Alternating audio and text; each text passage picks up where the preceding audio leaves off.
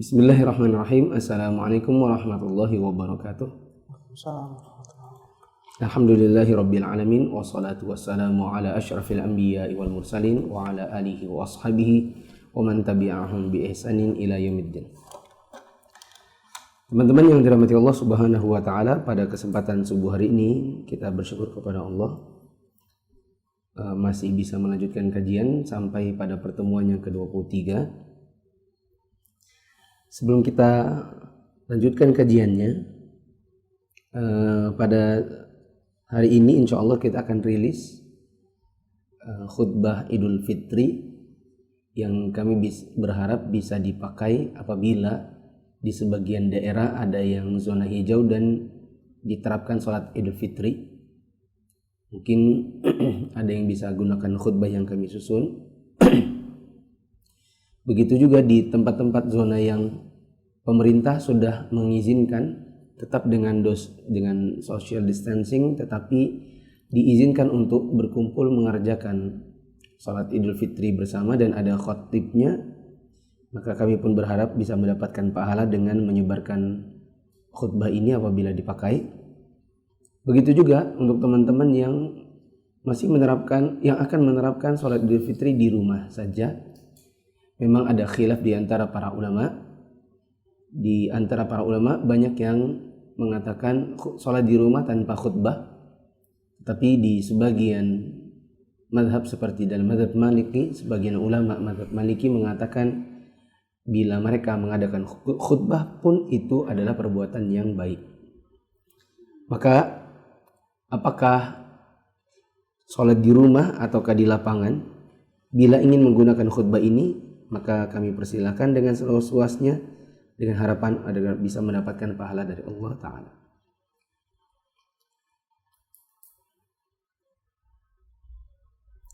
Nah, alhamdulillah sudah jadi dan nanti pagi ini akan kita share.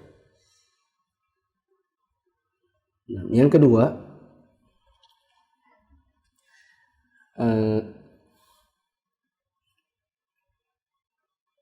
buku yang kita pakai selama ini ada dua, yaitu kitab Arab dan kitab Indonesia. Dan yang berbahasa Indonesia yang tersebar luas PDF-nya adalah yang sering kita tampilkan.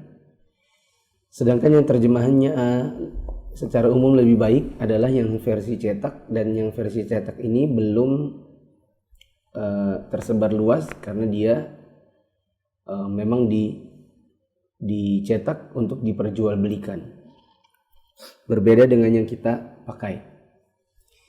Maka saya mengajak teman-teman untuk sambil murojaah, ke depan kita akan buatkan bukunya dengan penggabungan antara Arab dengan Indonesianya. Misalnya satu paragraf Arabnya, langsung di bawahnya ada paragraf Indonesianya. Jadi teman-teman yang sudah belajar, teman-teman yang mempelajari buku itu bisa mempelajarinya langsung dengan mudah tanpa bolak-balik antara melihat Arab dengan Indonesianya, karena setelah Arab langsung Indonesia.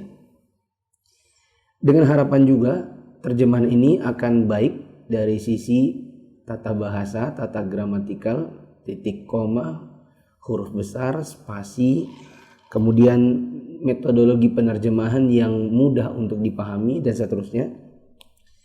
Maka kalau teman-teman mau, nanti di bagian akhir kita bikin grup WhatsApp atau Telegram, tapi saya lebih prefer Telegram.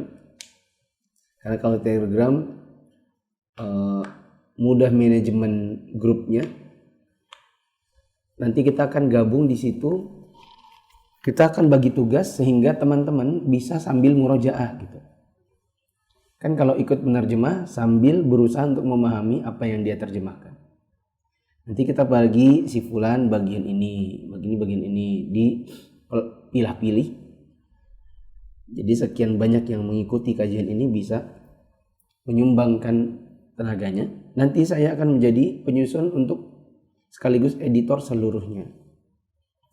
Jadi ke depan bisa kita sebarluaskan baik itu secara komersil maupun tidak komersil. Seandainya pun nanti komersil, maka kita berharap bisa menyumbangkan hasilnya untuk kegiatan dakwah, terutama yang ada di bawah Yayasan Mufid, seperti untuk pembangunan sekolah, untuk pengembangan studio, karena selama ini kita, untuk diketahui, kita ini bukan di studio beneran, tetapi ini di kamar ikhwan yang kebetulan perangkatnya bagus, memadai, sehingga kita bisa kajian seperti ini, menampilkan buku. Dan kita berharap bisa punya studio sendiri. Kita sudah punya gedungnya, ruangannya sudah ada, tapi masalahnya belum ada komputernya, belum ada laptopnya, belum ada kameranya.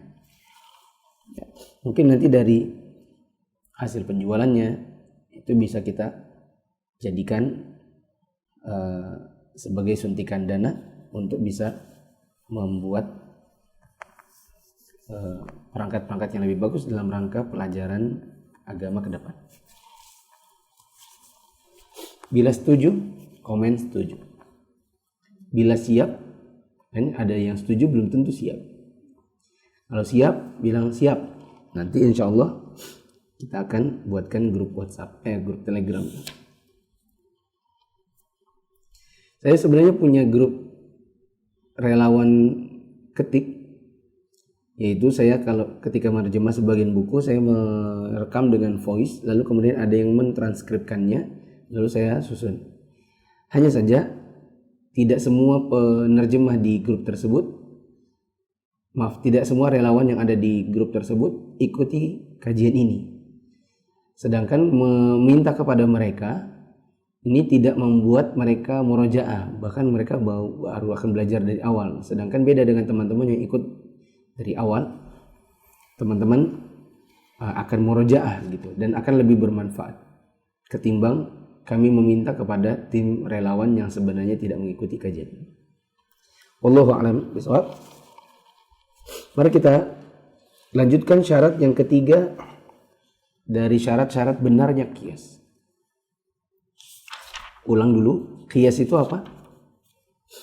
Penyamaan alias analogi sesuatu kepada sesuatu. Sesuatu yang mau dianalogikan itu namanya maqis, atau bisa disebut juga fara', cabang. Sedangkan tempat atau sesuatu yang menjadi timbangan analoginya itu disebut dengan maqis alaih, atau juga disebut dengan asal alias pokok. Pokok tempat mengkiaskan si cabang. Harus ada jembatan kesamaan. Mau menganalogikan sesuatu dengan sesuatu itu harus ada jembatan kesamaan. Seperti antum kalau punya jam tangan kan ada namanya jam tangan yang bajarum itu apa namanya? Analog. Kalau yang ini digital. Ya. Itu kan ada unsur kesamaan. Mau jarum kah, mau angka, ya. Ada unsur kesamaan. Makanya disebut mungkin dengan jam analog. Mungkin itu ya kali ya. Asal muasalnya juga kita menamakan jam analog karena ada angka yang ditunjukkan. Harus ada jambatan kesamaan yang kita sebut dengan illat. Kemudian ada namanya produk hukum, hasil dari penyamaan keduanya. Jadi ada 4 hal. Maqis alaih, illat, satu lagi apa? Hukum. Baik, itu kemarin. Siapa tahu ada yang tidak hadir kajian kemarin dan baru hadir sekarang, kita kasih contoh saja dulu. Misalnya menyamakan antara orang pikun dengan gila. Siapa yang mau disamakan? Apa makisnya? Pikun. Dialah faraknya. Yang mana makis alaih alias asalnya? Gila. Apa illat keduanya? Tidak memiliki akal yang sehat. Apa hukumnya? Hukumnya kalau mereka tidak puasa maka mereka sama-sama hukumnya adalah mereka sama-sama tidak punya kewajiban puasa. Karena mereka tidak punya kewajiban puasa, maka mereka tidak ada pembayaran fidyah, tidak ada juga qadha.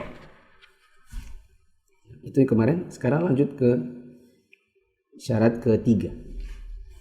Syarat ketiga sahnya qiyas. Tsalitsan ayyakuna li hukmil asli illatun ma'lumatun. 3. Pada hukum asal terdapat ilat yang diketahui. Pada hukumnya si asal ada illat, ada jembatan penghubung yang diketahui. Supaya apa? Liyumkinal jam'u bainal asli wal far'i fiha. Agar memungkinkan untuk dijamak antara asal dan cabang padanya. Fa in kana hukmul asli ta'abbudiyan mahdhan lam yasihhal qiyasu alaihi. Jika hukum asalnya adalah perkara yang murni ta'abbudi, yakni peribadatan yang tidak diketahui ilatnya, maka tidak sah mengkiaskan kepadanya. Andaikan ada ilat dari hukum asal, barulah boleh dikiaskan.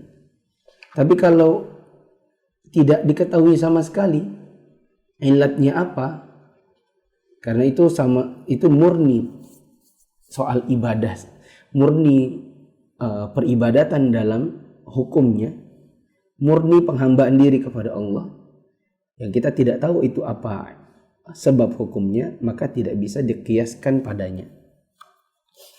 Contoh. Kalau ada contoh lebih mudah. Mithalu dzalika, contohnya an yuqala, dikatakan, ada yang bilang ayyuqala itu ada yang mengatakan lahmun na'amati yanqudul wudu'a. Daging burung unta dapat membatalkan wudu. Qiyasan ala, dikiaskan dengan lahmil ba'iri li musyabahatiha lahu. Dikiaskan dengan daging unta karena kesamaan burung unta dengan unta. Apa kesamaannya? Sama-sama bentuknya kayak ngono. Ya, kepalanya panjang, ada punuknya. Fa yuqalu hadzal qiyasu ghairu sahih. Maka dikatakan qiyas seperti ini adalah tidak benar. Qiyas begini enggak benar. Kenapa? Lianna hukmal asli laisa lahu illatun ma'lumatun. Karena hukum asalnya tidak memiliki ilah yang diketahui. Wa innama huwa ta'abbudiyyun mahdhun 'alal masyhur. Akan tetapi perkara ini adalah murni ta'abbudi berdasarkan pendapat yang masyhur, yakni dalam mazhab Imam Ahmad rahimahullah. Ta'abbud itu maksudnya adalah peribadatan. Ya, kita nggak tahu, pokoknya karena kita ngikut aja sama agama ini, meskipun kita nggak tahu kenapa, karena akal kita yang tidak sampai. Seperti ada yang berkata, burung unta itu kalau makan dagingnya maka bisa membatalkan wudhu. Kenapa? Karena kita kalau makan daging unta itu membatalkan wudhu. Loh kok bisa? Dia bilang iya, kita kiaskan burung unta kepada unta karena bentuknya sama. Maka kita katakan, tunggu dulu, kamu kiaskan burung unta dengan unta itu hanya karena bentuk, padahal kan dalam hukum harus ada illat. Apa illatnya bahwa daging unta itu kalau dimakan bisa membatalkan wudhu? Nggak ada yang tahu sama sekali. Betul-betul kita melakukannya, yakni meyakini hal itu dan berwudu kembali karena makan daging unta, itu perkara ta'abbudi yang kita sama sekali tidak tahu illatnya, tapi kita mengikuti karena yang ada di dalam nas gitu. Maka tidak bisa mengkiaskan seperti itu karena ya tidak ada illat yang ma'lumah, ada illat yang diketahui. Beda kalau kemarin gila itu ada perkara yang diketahui illatnya. Apa itu? Illatnya gila? Hilang akal. Tidak ada akal yang sehat. Apa illatnya orang sakit yang permanen? Orang sakit yang tidak mungkin sembuh? Apa illatnya orang yang sakit dan tidak mungkin sembuh? Tidak berpuasa. Kemarin udah dibilang. Kondisi. Apa Hidayat? Apa illatnya orang yang sakitnya tidak bisa sembuh? Tadi saya sudah keceplosan padahal. Ayo. Kendala yang menghalangi mereka untuk berpuasa adalah kendala yang permanen.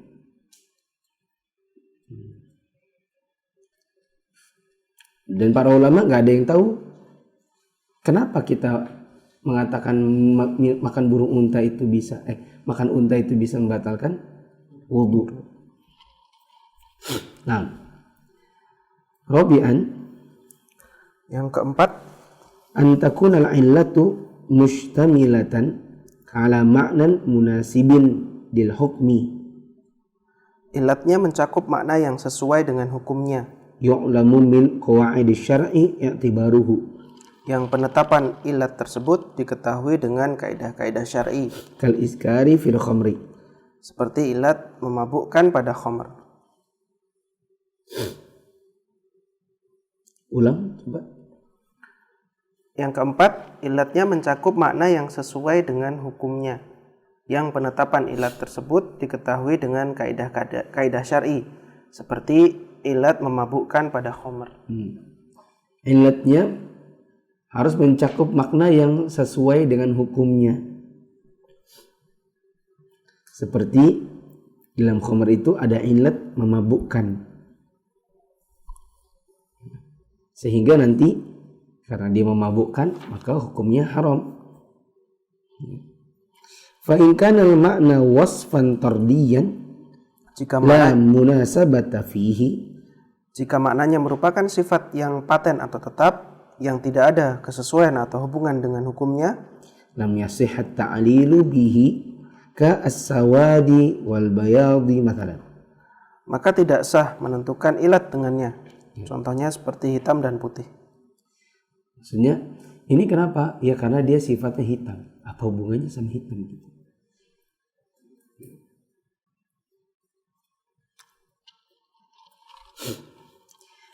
Dengan contoh akan lebih jelas. Misalnya dzalika. Contohnya hadits Ibnu Abbas radhiyallahu anhuma. Hadits Ibnu Abbas radhiyallahu anhuma, anna Barirata khuyyirat ala zawjiha hina atiqat. Bahwa Barirah diberi pilihan tentang suaminya ketika ia dimerdekakan. Qala wa kana zawjuha abdan aswada. Ibnu Abbas berkata, suaminya ketika itu adalah seorang budak berkulit hitam. Ya, ada nas menceritakan bahwa budak Barirah setelah dimerdekakan maka dia dia diberi pilihan mau sama suaminya kah atau enggak. Di situ disebutkan bahwa suaminya itu seorang yang berkulit hitam. Nah, apakah kemudian nanti semua orang yang suaminya hitam akan berlaku juga hukum seperti Barirah?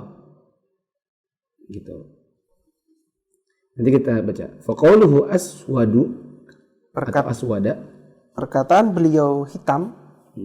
Wasfun tardiyun la munasabata fihi lil hukmi. Merupakan sifat yang tetap yang tidak ada hubungannya dengan hukum. Bukan tetap sih sebenarnya umum, sifat-sifat umum. Yang sifat umum seperti hitam, orangnya putih, itu tidak ada hubungannya sama hukum, sehingga nggak bisa jadi illat. Oleh karena itu, yathbutul khiyaru lil amati idza atiqat. Berlaku hukum memilih bagi seorang budak wanita jika ia dimerdekakan. Hatta abdin wa in kana abyadha. Dalam keadaan memiliki suami seorang budak walaupun suaminya itu berkulit putih. Ya, nggak ada hubungannya sama suaminya putih kah hitam kah. Wala yathbutu laha idza atiqat tahta hurrin wa in kana aswada.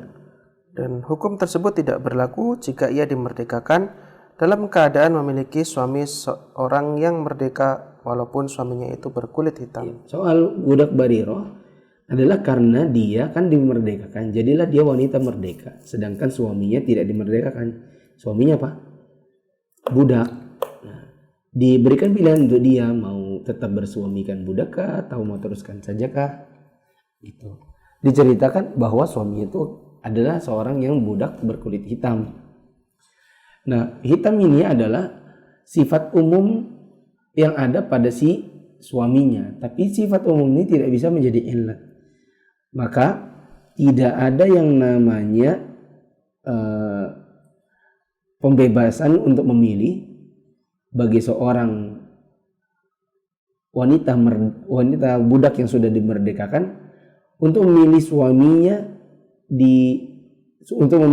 atau tidak, bila suaminya itu adalah laki-laki yang merdeka kulit hitam. Ini kan soal permasalahan suaminya merdeka atau tidak. Jadi kalau suaminya adalah orang merdeka, meskipun kulitnya hitam, maka dia tidak diberlakukan hukum memilih itu. Begitu juga seandainya pun suaminya budak berkulit putih, maka berlaku tetap hukumnya.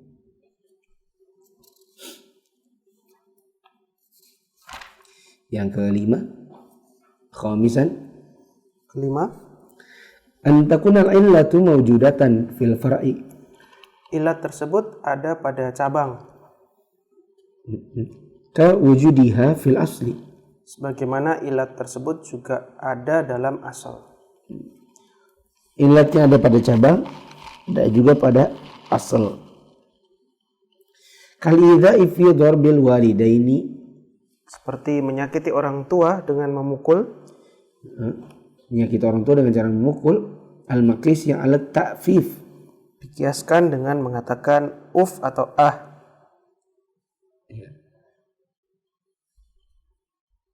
fa in kana lam takun al-'illatu mawjudatan fil far'i lam yasih al-qiyas. Jika ilat pada asal tidak terdapat pada cabangnya, maka kias tersebut tidak sah. Nah, memukul orang tua itu bisa dikiaskan dengan mengatakan apa ilatnya yang menyamakan keduanya? Sama-sama menyakiti. Memang tidak disebutkan dalam dalam Al-Quran memukul orang tua, tapi yang ada tuh jangan berkata bah. Jadi kalau ada orang memukul orang tuanya, mana? Yang mana? Larangannya dalam Quran. Yang ada kan cuma Kalau memukul nggak masalah. Kita bilang mas, itu sudah sama-sama menyakiti, bahkan itu lebih ngeri lagi, gitu. Itu namanya qiyas aula, nanti ada.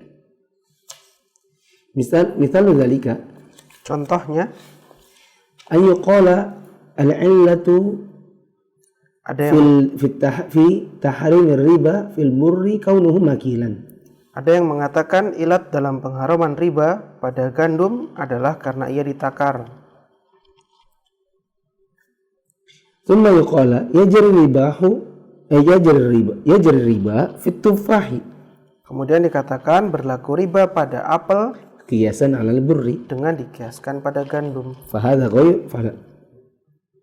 Contohnya, ada yang bilang bahwa ilat untuk mengharamkan riba gandum itu adalah karena gandum itu ditakar atau literan itu namanya ditakar. Ya. Lalu ada yang bilang juga kalau gitu apel juga berlaku dong riba pada apel. Kenapa? Karena ditakar juga, katanya gitu.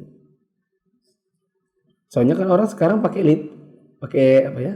Pakai timbangan-timbangan gitu kan. Bukan beli bijian. Antum pernah nggak beli apel bijian gitu? Orang pakai kiloan kan? Kan ditakar atau ditimbang katanya gitu. Nah, ini tidak benar. Ini tidak benar. Kias seperti ini. Kenapa? Karena ilat yang ada pada gandum tidak berlaku dan tidak ada pada apel. Mana ada orang beli 1 liter apel? 1 liter apel kan nggak ada. Kalau ditimbang iya dia benar. Tapi sebagian ulama mengatakan yang benar ilatnya gandum itu adalah karena dia makanan pokok ditakar. Gitu. Atau intinya adalah bahan makanan pokok di zaman itu yang ditakar. Kalau di zaman sekarang bahan makanan pokoknya apa? Beras. Belinya juga ya dengan cara ditakar. Sebenarnya. Sehingga berlaku riba pada beras. Bila sesuai dengan tata aturannya dia tidak riba. Bila ada yang terlanggar tata aturannya maka dia jadinya riba. Apa saja tata aturannya? Bukan babnya. Itu babnya di bab muamalah. Saya pernah dapatkan satu faedah dari Syekh Sa'ad Asy-Syadzili ketika beliau membahas masalah waktu itu contohnya jeruk.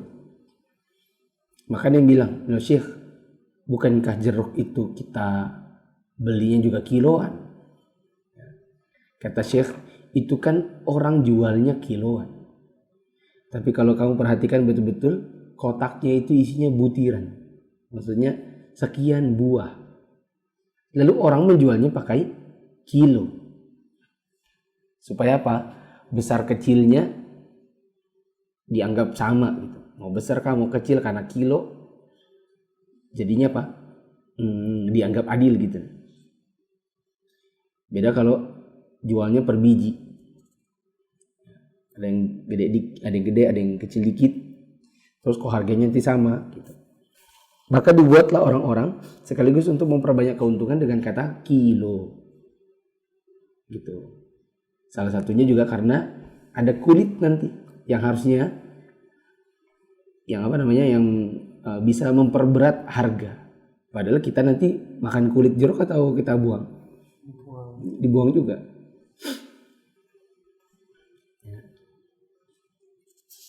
Jadi terus akhirnya ketika mendengar itu, suatu ketika ke pasar, saya lihat orang jual jeruk, tak cari kotaknya. Benar gak sih? Gitu.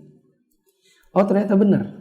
Di tanah Arab itu orang sebenarnya ketika beli, ada dus, di dalam dusnya itu ada tertulis 100 butir. 100 buah jeruk. Baru orang membuka dusnya lalu dijual pakai timbangan kilo. Jadi kata Syekh, maka itu lebihnya lagi tidak membuktikan bahwa jeruk, apel itu lebih-lebihnya lagi dia bukan barang ribawi. Kenapa? Karena aslinya dia itu adalah dibeli dengan cara butiran, bukan dengan kiloan. Demikian kata Syekh Syadzili. Selesailah syarat-syarat qiyas. Sekarang aqsamul qiyas. Jenis-jenis qiyas. Yang qasimul qiyasu ila jaliyin wa khafiyin. Qiyas terbagi menjadi qiyas jali dan qiyas khafi. Ini ditinjau dari segi ilatnya itu jelas nggak jelas. Ada qiyas jali, ada qiyas khafi. Seperti kalau orang baca Quran ada namanya lahan jali, lahan khafi. Yaitu kalau nyata-nyata itu salah baca, itu namanya jali. Jali itu berarti jelas.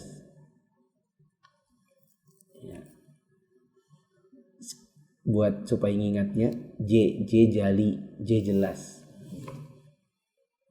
Terus kalau khafi itu samar-samar. itu baca Qur'annya ya kayaknya sih ha, kayaknya sih kho, kayaknya ha. Itu namanya khofi. Khofi artinya tersembunyi, nggak terlalu jelas. Jadi kalau khofi ka khawatir atau kesembunyi. Kesembunyi itu bahasa Balikpapan ya. Indonesianya tersembunyi. Tapi orang Balikpapan itu suka mengganti ter menjadi ke. Ya. Tertabrak, orang bilang Balikpapan apa? Ketabrak. Terpukul, enggak pukul ya. Ya. Tertutup, pintunya tertutup. Orang Balikpapan bilang apa? Ketutup. Gitu. Itu orang Balikpapan. Perkenalkan orang-orang Balikpapan. Yuk. Awalan fal jali. Yang pertama, qiyas jali Ma tathbutu illatuhu binassin au ijma'in. adalah yang tetap ilatnya dengan nas atau ijma'. Yang sudah ditetapkan nasnya, sudah ditetapkan illatnya berdasarkan nas atau ijma'.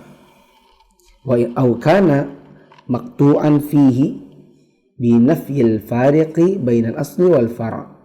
Atau dipastikan dengan menafikan perbedaan antara asal dan cabangnya. Ya. Sudah bisa dipastikan imma dengan nas, imma dengan tidak adanya sama sekali beda antara si asal dengan si fara'. Misalu ma tathbutu illatuhu bin nassi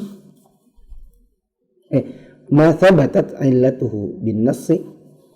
Contoh yang ilatnya tetap dengan nas. Contoh yang ilatnya itu sudah dinyatakan dengan nas, sudah jelas-jelas ada. Qiyasul man'i minal istijmari biddami an-najasi. Mengkiaskan larangan al-jafi. Mengkiaskan larangan istijmar atau bersuci dengan batu atau yang semisalnya dengan darah najis yang beku. Oh, dia dibalik ya. Yes. Ulang saya. Qiyasul man'i minal istijmari biddamil najasi al-jafi alal man'i minal istijmari birrawthati. Mengkiaskan larangan istijmar, yakni bersuci dengan batu atau yang semisalnya, dengan darah najis yang beku, dengan larangan istijmar dengan kotoran hewan. Ya. Maksudnya gini.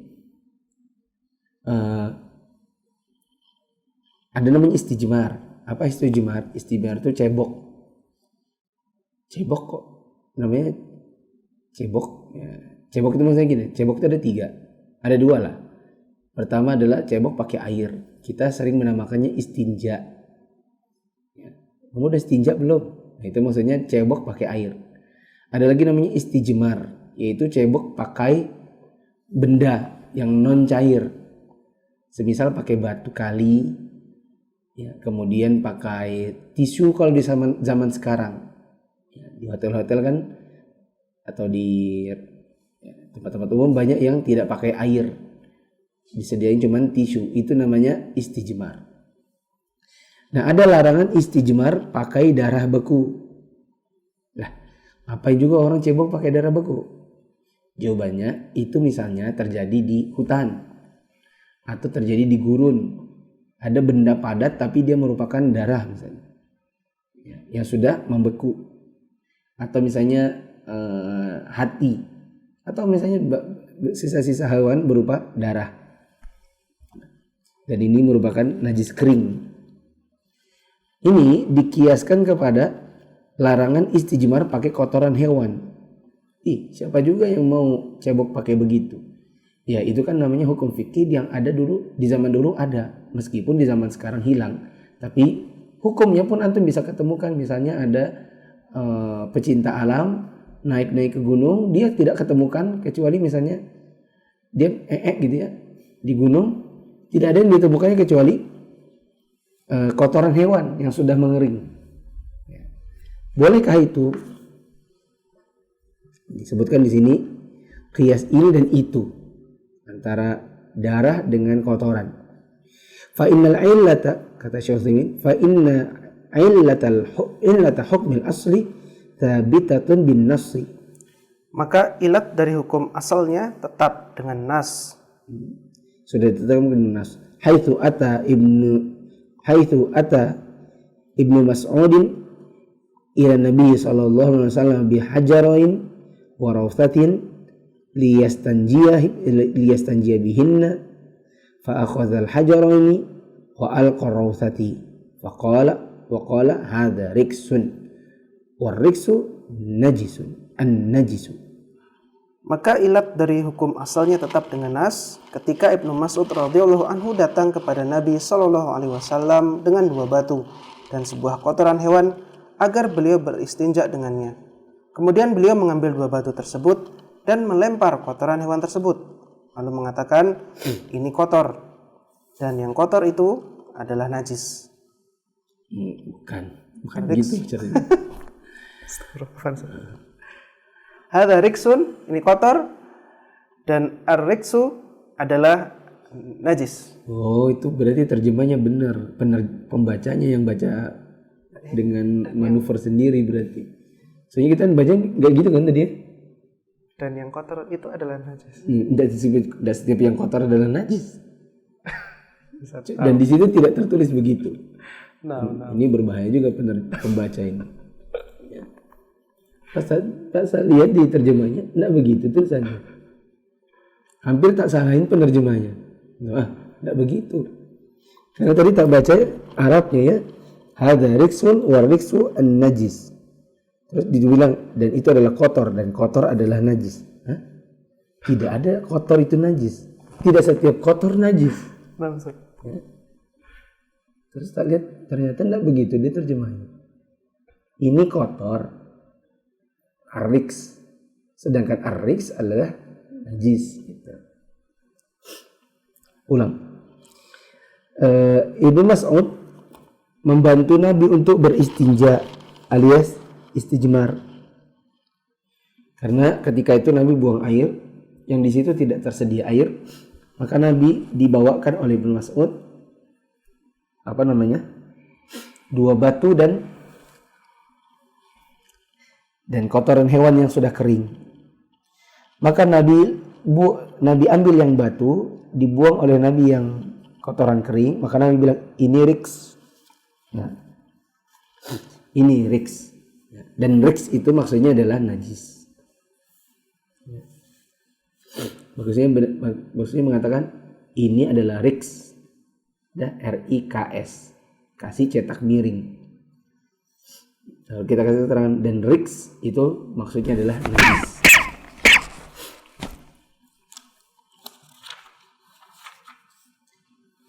Wa mithalu ma thabatat illatuhu bil ijma'. Dan contoh yang ilatnya tetap dengan ijma'. Contoh yang ilatnya sudah jelas dengan ijma'. Nah, Nabi sallallahu alaihi wasallam an yaqdi al-qadi wa huwa ghadbanu.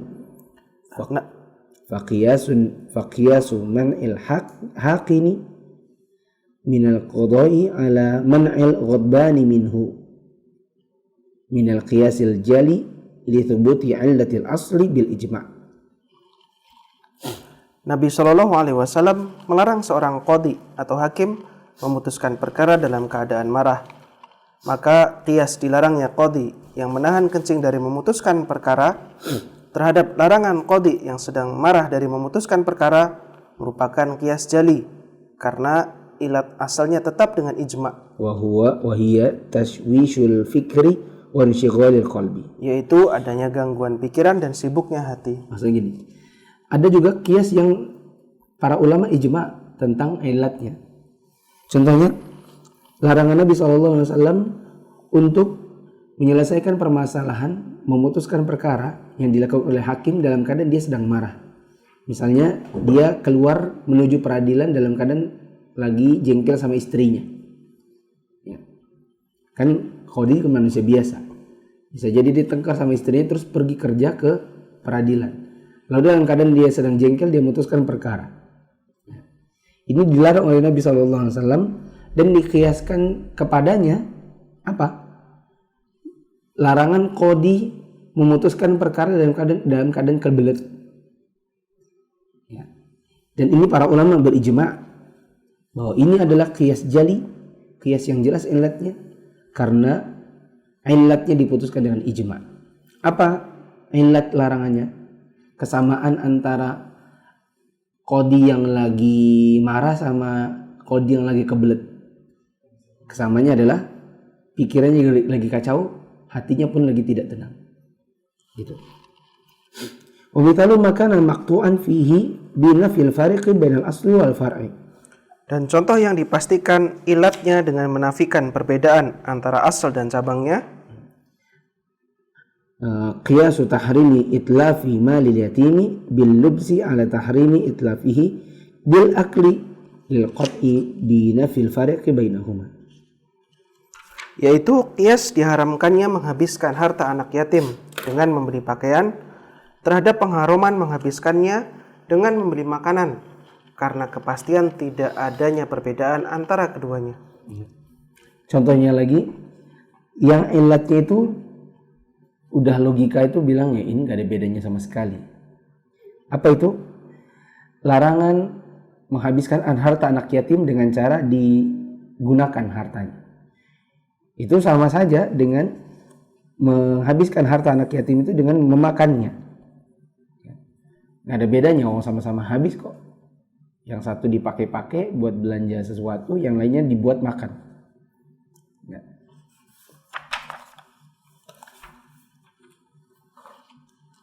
Satu lagi, wal khafi ma thabatat illatuhu bil istinbatin walam yuqta fihi binafil fariq bainal asli wal far'in.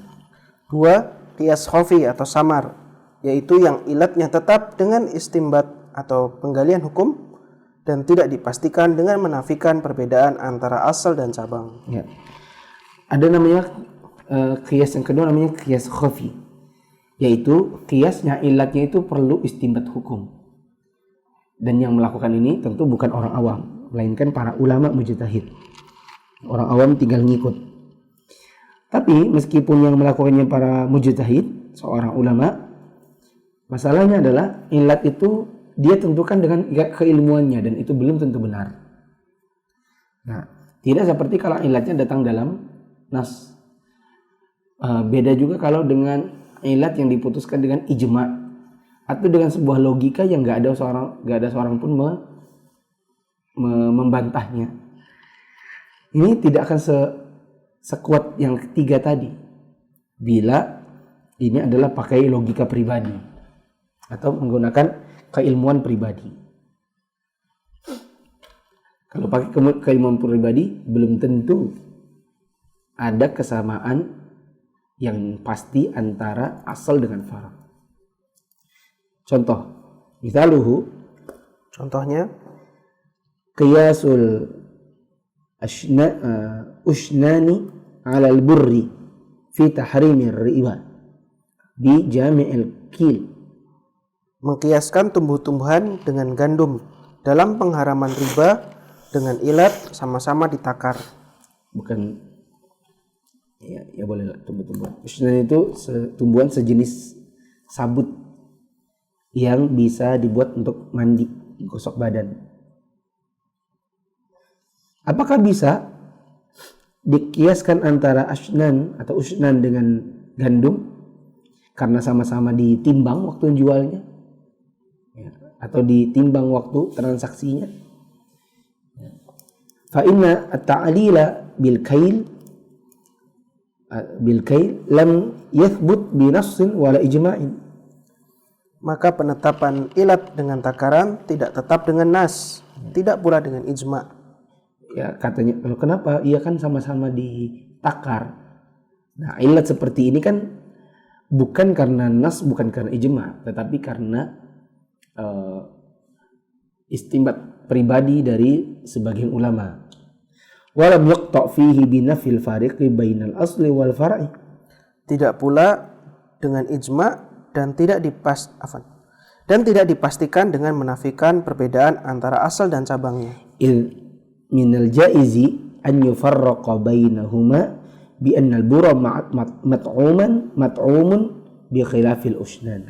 Bahkan memungkinkan untuk dibedakan antara keduanya, yaitu bahwa gandum dimakan berbeda dengan tumbuh-tumbuhan untuk menggosok badan. Nah, beda lagi yang lebihnya lagi sudah belum tentu sama-sama belum tentu sama-sama ditimbang. Ditambah lagi bur itu makanan, gandum itu makanan. Kalau usnan itu buat gosok badan, gitu. Itu serabut. Siapa mau makan serabut begitu? Lebih tidak nyambung lagi.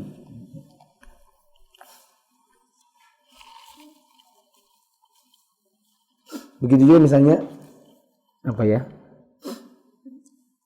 kan yang juga berlaku padanya hukum-hukum riba adalah garam. Ya. Terus garam mau dikiaskan sama susu bubuk. Loh kenapa? Iya karena sama-sama ditimbang. Gimana itu? Itu kan sama-sama ditakar ya. Ada kiloannya atau literannya. Maka ini tidak bisa disamakan. Kenapa? Kita bisa bilang itu tambah lagi tidak bisa disamakan. Garam itu buat makanan, kalau susu bubuk itu buat minuman.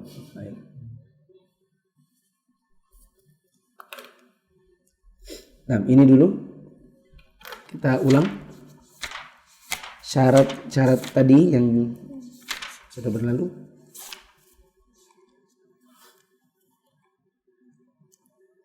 Syarat qiyas yang ketiga adalah adanya illat hukum yang jelas. Adapun illatnya bila tidak jelas, seperti illat karena ta'abbudi, itu tidak illat pada sesuatu yang hukumnya ta'abbudi, maka itu tidak bisa disiaskan. Yang keempat adalah illatnya nyambung sama hukumnya, yaitu khamar memabukkan, misalnya hukum memabukkan pada khamar. Tapi kalau dia cuma sifat-sifat umum biasa, maka tidak nyambung antara misalnya seorang budak putih dengan budak hitam. Soal warna kulit nggak nyambung. Ya. Tapi soal status budak dan merdeka itu baru ada ketersambungan. Ya. Itu keterkaitan. Yang kelima adalah illatnya fara' ada pada asal. Illat asal ada juga pada fara'. Ya. Nyambung jembatannya. Nah, qiyas itu ada dua, ditinjau dari kejelasan illatnya. Ada namanya qiyas jali, yaitu jelas, yang illatnya itu diputuskan dengan tiga, imma dengan nas, imma dengan ijma', atau imma dengan logika yang tidak mungkin bisa ditolak sama sekali bahwa keduanya sama. Tidak ada bedanya sama sekali. Kemudian ada juga namanya khafi, yaitu qiyas khafi, yang illatnya itu butuh istinbat hukum dilakukan oleh sebagian ulama. Nah, tetapi ini belum tentu benar. Ya, itu namanya juga ijtihad. Tapi dikatakan pasti benarnya belum tentu. Kenapa? Ya, namanya juga istinbat hukum. Dilakukan sebagian ulama, bisa jadi nanti diselisihi oleh ulama yang lain. Seperti ada yang menyamakan usnan, ya, tumbuhan rerumputan, mau disamakan dengan gandum. Alasannya karena sama-sama ditakar. Padahal kita katakan nggak ada kesamaannya, karena usnan itu sebenarnya tidak ditakar, dan bahkan lebih nggak nyambung lagi ketika bur itu dimakan sedangkan usnan tidak dimakan. Wallahu a'lam bishawab. Mungkin besok kita lanjutkan qiyas syabah. Semoga bisa cepat selesai. pengumuman nanti sore jam 4:30 WITA kita ada final 10 besar musabaqah hifdzul Quran anak-anak.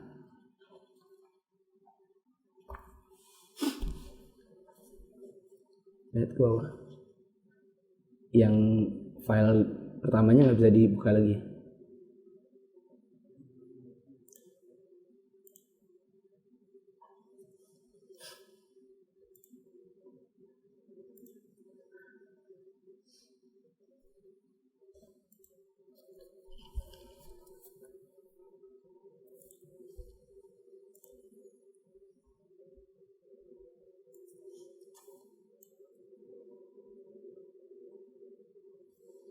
Oke.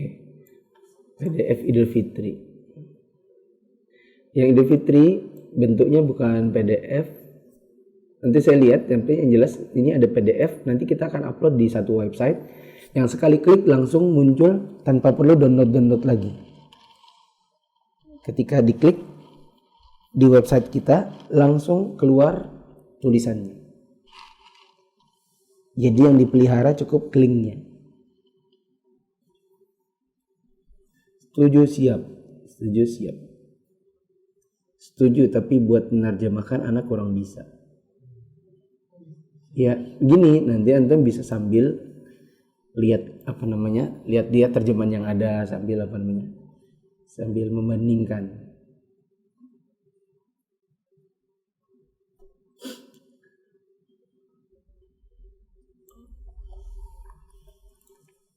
Itu di show aja tadi itu. Show. Ya. Nggak bisa. Oke. Sekarang tentang budak Bariro. Ya, budak Bariro tadi dia dimerdekakan oleh Aisyah, seingat saya. Karena percakapan Bariro dengan Aisyah yang menyatakan bahwa tuannya mau menjual Bariro, memerdekakannya dengan syarat walaknya untuk mantan tuannya itu. Nah, si Bariro ini setelah dimerdekakan maka dia diberikan pilihan karena suaminya masih budak. Mau tetap dengan suaminya kah atau mau dipisahkan kah? Gitu. Lalu Nabi SAW lalu diriwayatkan bahwa si suaminya itu budak hitam gitu. Nah, apakah berlaku juga bila suaminya itu hitam tapi suaminya merdeka? Dan berlaku juga kah pilihan seperti itu kalau suaminya budak tapi dia putih? Nah, jawabannya adalah hitam putih bukan timbangannya. Timbangannya adalah budaknya. Jadi gak ada hubungannya sama warna kulit. Lanjut.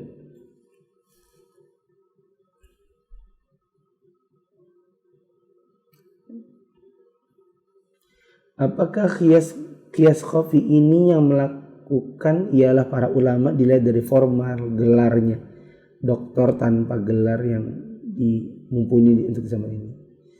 Di zaman gelar itu sekedar gelar, yang dengan gelar itu mungkin orang lebih mengakui dari sisi akademik, apalagi kalau dia mau jadi dosen.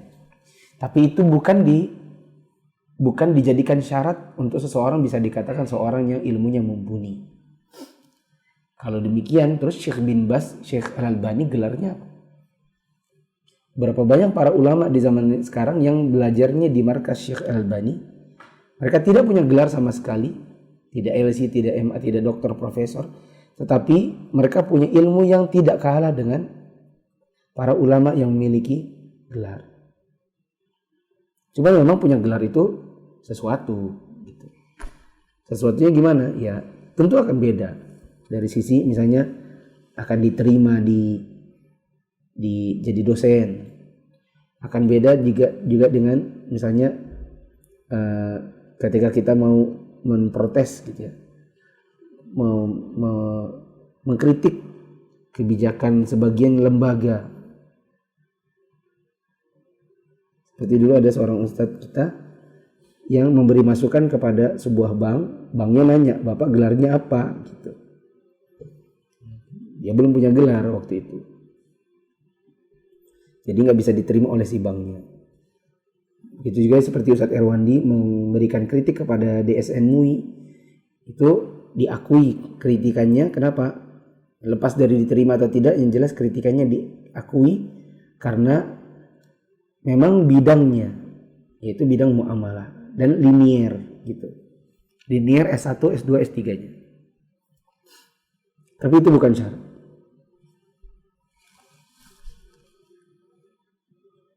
Rekaman ini hanya sampai setengah jam atau sampai terus turun ke bawah.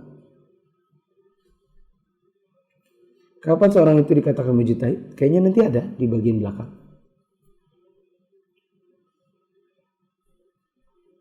Contoh-contoh lain. Thomas Faisal suka bertanya contoh lain, coba contoh lain.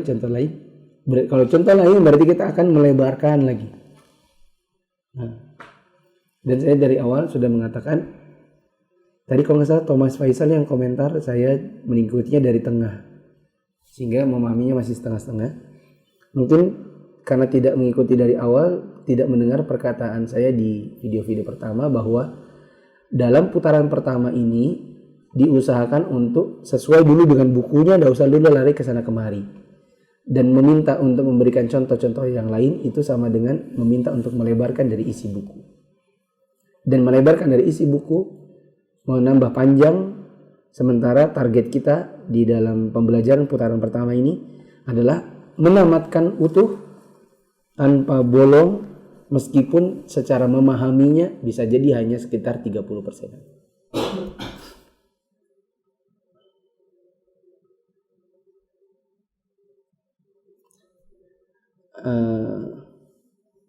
Case coffee apakah khusus untuk ulama saja yang boleh kita ambil keputusannya?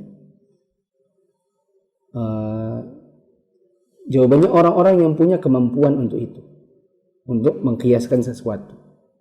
Karena bisa jadi ada suatu masalah tidak diketahui oleh seorang ulama di negeri yang lain, sementara di negeri yang sedang mengalami masalah itu yang mengetahuinya adalah seorang thalibul ilmi.